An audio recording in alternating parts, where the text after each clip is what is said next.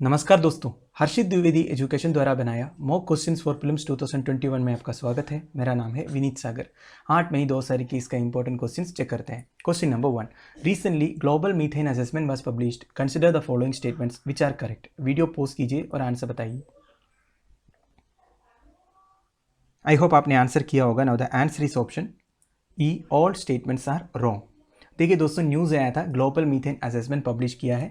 ये पब्लिश कौन करते हैं? United Nations Environment Programme in collaboration with Climate and Clean Air Coalition करके एक एजेंसी है। ये दोनों मिलकर ग्लोबल मीथेन असेसमेंट पब्लिश करते हैं। अब देखिए तीनों स्टेटमेंट जो है मीथेन के बारे में है। पहले हम समझ लेते हैं मीथेन के बारे में। देखिए methane is a gas that is found in small quantities in earth's atmosphere. Earth's atmosphere में वेरी स्मॉल क्वांटिटीज में मिलेगा आपको मीथेन गैस जो है। This is a simplest form of hydrocarbon consisting of 1 carbon atom and 4 hydrogen atoms. देखिए hydrocarbon मतलब क्या होता है? जिस कॉम्पाउंड्स में केवल कार्बन एंड हाइड्रोजन रहते हैं। मीथेन में 1 कार्बन एटम है, 4 हाइड्रोजन एटम है। ठीक है, CH4 is the chemical formula. This is a powerful greenhouse gas. देखिए दोस्तों, ग्लोबल वार्मिंग के लिए मीथेन गैस भी कंट्रीब्यूट करते हैं, पर इसकी जो क्वांटिटी है बहुत कम है। बेसिकली परसेंटेज इन एटमॉस्फेयर जो है वो बहुत ज़्यादा कम है, इसलिए इतना खतरनाक नहीं बन रहा है। वैसे मीथेन गैस जो है very powerful greenhouse gas है, ध्यान दीजिएगा। ठीक है, it is flammable and is used as a fuel worldwide. ठीक है, ये फ्लेमेबल गैस है, जलता है और ऐसे फ्यूअल भी यूज़ करते हैं। जैसे बायोगैस प्लांट में से जो गैस निकलते हैं जिसे हम जलाते हैं, उसमें मैक्सिमम कंटेंट आपको मीथेन मिलेगा, right. This is 84 times more potent then carbon. देखिए कार्बन डाइऑक्साइड से मीथेन गैस जो है 84 टाइम्स मोर पोटेंट है, ये ध्यान दीजिएगा। ठीक है, अब देखिए मीथेन एमिशंस कौन कौन से सेक्टर में से कितने निकलते हैं। एग्रीकल्चर सेक्टर्स में से भी निकलता है, जैसे फूड वेस्ट है या क्रॉप का वेस्ट है, उसमें से भी मीथेन एमिशंस होता है। और फॉसिल फ्यूल सेक्टर में ऑयल एंड गैस एक्सट्रैक्शन से होता है, जो 23% ऑफ मीथेन एमिशंस को कंट्रीब्यूट करता है। एंड कोल माइनिंग से भी निकलता है, 12% ऑफ मीथेन एमिशंस को कंट्रीब्यूट करता है। ठीक है, तो ये सब चीज़ में से भी मीथेन निकलता है। नेचुरल जैसे गोबर वेस्ट है या फूड वेस्ट है, ये सबसे भी मीथेन गैस निकलता है, राइट। अब देखिए स्टेटमेंट्स में क्या लिखा है। It is a powerful greenhouse gas with A 100-year global warming potential but less potent then carbon dioxide. गलत है दोस्तों, कार्बन डाइऑक्साइड से भी पोटेंट है methane gas. It is a simplest hydrocarbon, ये सही है। विच इज़ नॉट फ्लेमेबल, ये गलत है दोस्तों, ये फ्लेमेबल गैस है। Coal mining does not result in methane emissions, गलत है दोस्तों, कोल माइनिंग से भी मीथेन एमिशंस होता है, right. So our answer is option E, all statements are wrong. Question number 2, which of the following statement is the correct definition of sovereign credit rating sometimes seen in news। Video post कीजिए और answer बताइए। I hope आपने answer किया होगा। Now the answer is option D, an independent assessment of the credit worthiness of a country और an independent entity. देखिए दोस्तों, आप लोगों ने अक्सर सुना होगा सोवरिन क्रेडिट रेटिंग के बारे में, इकोनॉमी रिलेटेड न्यूज़ में आते रहते हैं। रीसेंटली S&P करके एक इंटरनेशनल एजेंसी ने अपना रेटिंग, बेसिकली इंडिया का सोवरिन क्रेडिट रेटिंग प्रेडिक्ट भी किया है। उन्होंने ये बोला है इंडिया की जो सोवरिन रेटिंग है that will remain unchanged at the current level. तो बेसिकली ये सोवरिन क्रेडिट रेटिंग का मतलब क्या होता है? सिंपल भाषा में it is an independent assessment of the credit वर्थनेस of a country और ए सोवरिन एंटिटी। तो देखिए दोस्तों, कोई भी एक फॉरेन कंपनी को हमारे देश के अंदर इन्वेस्ट करना है, कोई बॉन्ड खरीदना है, तो हमारे देश में रिस्क फैक्टर कितना बड़ा है ये पता होना ज़रूरी है। ठीक है, ये जो रिस्क मैं बोल रहा हूँ उसमें इकोनॉमिकल रिस्क भी है, पॉलिटिकल रिस्क भी है। अगर हमारी देश के अंदर रिस्क फैक्टर बहुत बड़ा है, बहुत ज़्यादा रिस्क है पैसे इन्वेस्ट करने में, तो लोग आके इन्वेस्ट थोड़ी ना करेंगे। तो ये सोवरिन क्रेडिट रेटिंग से रिस्क फैक्टर कितना है, कितना सेफ है हमारे देश में इन्वेस्ट करना, ये पता चलता है। ठीक है, ये है सोवरिन क्रेडिट रेटिंग। ये रेटिंग अच्छा होने से फॉरेन कंपनीज आराम से आके इन्वेस्ट करेंगी, क्योंकि इंडिया एक one of the largest growing economy है, इतने अपॉर्चुनिटीज है इंडियन मार्केट में। In addition to issuing bonds in external debt markets, another common motivation for countries to obtain a sovereign credit rating is to attract foreign direct investment। देखिए अब हमारी जो sovereign credit rating कितना अच्छा होगा, उतना ज़्यादा हमें फॉरेन डायरेक्ट इन्वेस्टमेंट मिलेगा। ठीक है, अब देखिए इकोनॉमिक सर्वे 2020-21 में ये बोला था कि sovereign credit rating methodology to be made more transparent, less subjective and better attune to reflect an economics fundamentals. देखिए हमारी सोवरिन क्रेडिट रेटिंग इतना अच्छा नहीं है, फिर भी इकोनॉमिक सर्वे 2020-21 में ये बोला है कि एक स्टेटमेंट दिया था, जो sovereign credit ratings international agencies करते हैं वो थोड़ा वो ट्रांसपेरेंट होना चाहिए, ज़्यादा सब्जेक्टिव मतलब ज़्यादा डिटेल नहीं होना चाहिए, and better attune to reflect an economic fundamental, एक देश की इकोनॉमी का फंडामेंटल्स रिफ्लेक्ट होना चाहिए। ये सब इकोनॉमिक सर्वे में बोला था। बेसिकली इतना इंपॉर्टेंट नहीं है, बेसिकली आपको ये पता होना चाहिए सोवरिन क्रेडिट रेटिंग मतलब होता क्या है। तो ये मैंने आपको बता दिया, एक कंट्री का क्रेडिट वर्थनेस बता देते हैं ताकि फॉरेन कंपनीज आराम से आके हमारे कंट्री में इन्वेस्ट करें। ठीक है, so answer is option D.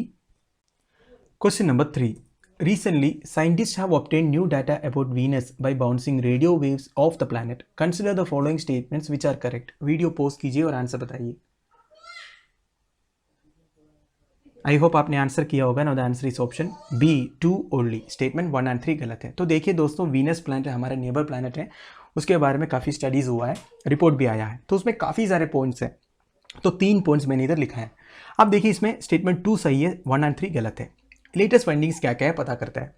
देखिए, ए सिंगल वेन्यूशियन रोटेशन, मतलब वीनस का जो रोटेशन है, टेक्स 243.0226 अर्थ डेज. देखिए, हमारे अर्थ में 24 आवर्स लगता है एक रोटेशन में, वीनस का रोटेशन के लिए 243 डेज लगता है. ठीक है, हमारी अर्थ डेज के हिसाब से. This means a day last longer than a year on Venus. मतलब वीनस प्लैनेट सन का रेवोल्यूशन लेने में लगता है 225 अर्थ डेज, पर उससे ज़्यादा उनका रोटेशन में लगता है. ठीक है, तो 225, जैसे हमारे अर्थ का 365 रेवोल्यूशन है एंड 24 आवर्स रोटेशन है, तो इनका जो है 243 डेज है एक रोटेशन एंड 225 अर्थ डे से एक रेवोल्यूशन. तो आप समझ सकते हो, Venusian planetary core has a diameter of about 7000 kilometre compare to earth core which is 6970 kilometre. तो अर्थ से भी जो इनकी जो डायमीटर है कोर का, वो ज़्यादा है, राइट. वेन्यूशियन टिल्ट, देखिए हमारी जो टिल्ट है आप सबको पता होगा 23.5 डिग्री है, इनका टिल्ट बहुत कम है, 2.64 डिग्री है. Venus the second planet from sun is similar in structure but slightly smaller than earth. देखिए, इसकी जो स्ट्रक्चर है वो हमारी अर्थ से सिमिलर है, इसलिए कभी उसको अर्थ ट्विन भी बोला जाता है, राइट.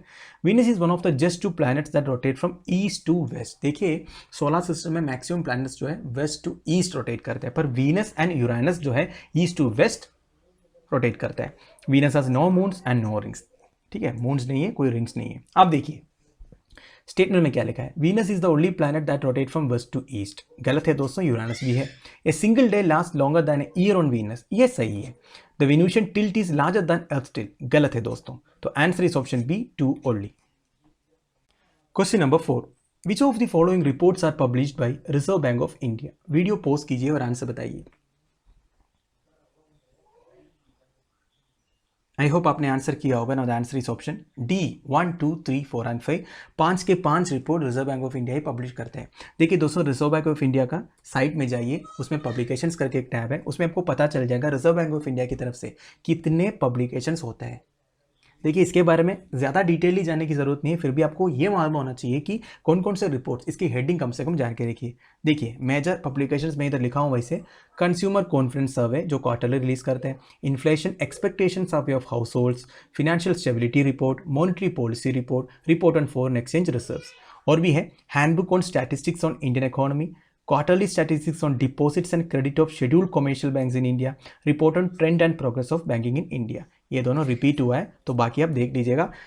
5 + 2 7 रिपोर्ट्स के बारे में मैंने इधर लिखा है. ठीक है, अब देखिए हमारा answer is option D, 1, 2, 3, 4 and 5.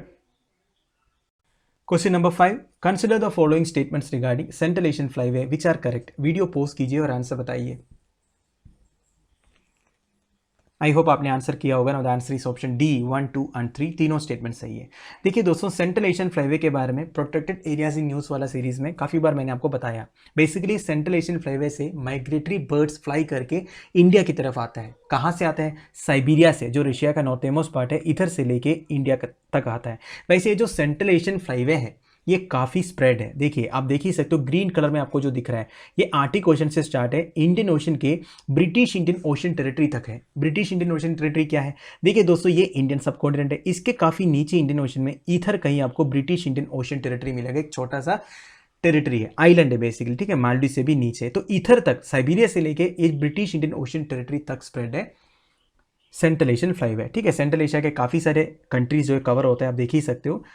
अब देखिए, it compresses several important migration routes of water birds, most of which extend from northernmost breeding grounds in Siberia to the southernmost non breeding wintering grounds in West Asia, India, Maldives and British Indian Ocean Territory. ठीक है, तो ये ध्यान दीजिएगा, ये जो central Asian flyway है इसमें से काफ़ी सारे माइग्रेटरी बर्ड्स आता है हमारे इंडियन सब कॉन्टिनेंट में. तो बेसिकली हमारे इंडिया में वेटलैंड्स में, बर्ड सेंचुरीज में, जहाँ भी ब्रीडिंग सेंटर्स है ये बर्ड्स का, उधर ये आता है. ये लोग वेटलैंड्स में या इस तरह की बर्ड सेंचुरीज में आके ब्रीडिंग करते हैं रेस्ट लेने के लिए. मतलब इनकी जो रूट है वो बहुत लंबा होता है, तो बीच में रेस्ट लेने के लिए ये एरियाज यूज़ करते हैं. ठीक है, जो हमारी प्रोटेक्टेड एरिया से बेसिकली वेटलैंड्स वगैरह है, और भी आगे उनको जाना है. ठीक है, तो ये बहुत लंबे रास्ते कवर करते हैं ये जो माइग्रेटरी बर्ड्स है, राइट।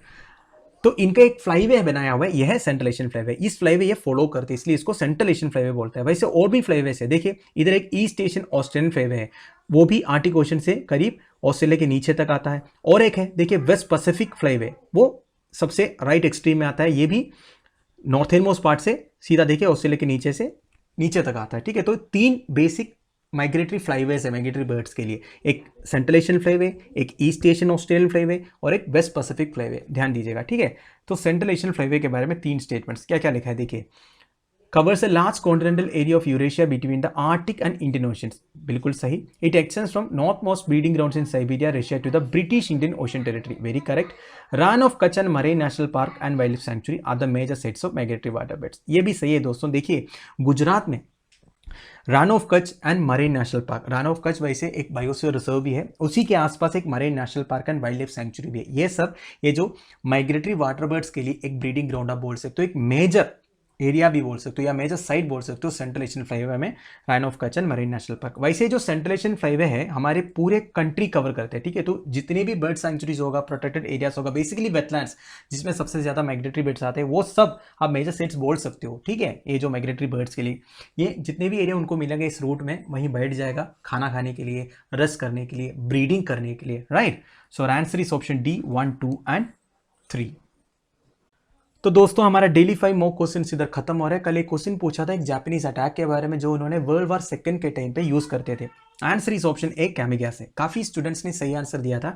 एक्सप्लेनेशंस में से मैंने 2 एक्सप्लेनेशन सेलेक्ट किया जिन्होंने शॉर्टली एंड क्रिस्पली एक्सप्लेन किया काफी कम सेंटेंसेस में। One is Rohan Shrivastava and Priya Ramraj, congratulations to both of you. देखिए रोहन श्रीवास्तवा का जो एक्सप्लेनेशन है मैं इधर स्क्रीनशॉट डाला हूं, आप पढ़ सकते हो, बहुत अच्छी तरह शॉर्टली एंड क्रिस्पली एक्सप्लेन किया है। Again special congrats to Rohan. आज का क्वेश्चन देख लीजिए, which of the following eye deficiency named after the famous chemist John Dalton is also called Daltonism. इस क्वेश्चन का आंसर आप मुझे कमेंट बॉक्स में बता दीजिएगा। तो दोस्तों ये वीडियो मैं इधर फिनिश कर रहा हूँ। आई होप आप लोगों को कुछ सीखने को मिल रहा है। अगर पसंद आ रहा है मेरे वीडियो तो मैक्सिमम शेयर कीजिएगा दोस्तों के साथ। आप लोगों की वैल्यूएबल सजेशंस एंड कमेंट्स भी बता दीजिएगा कमेंट बॉक्स के थ्रू। लेक्चर की पीडीएफ एज यूजुअल आपको टेलीग्राम चैनल में मिल जाएगा जिसका लिंक नीचे प्रोवाइडेड है। Thank you for watching, bye bye, have a nice day.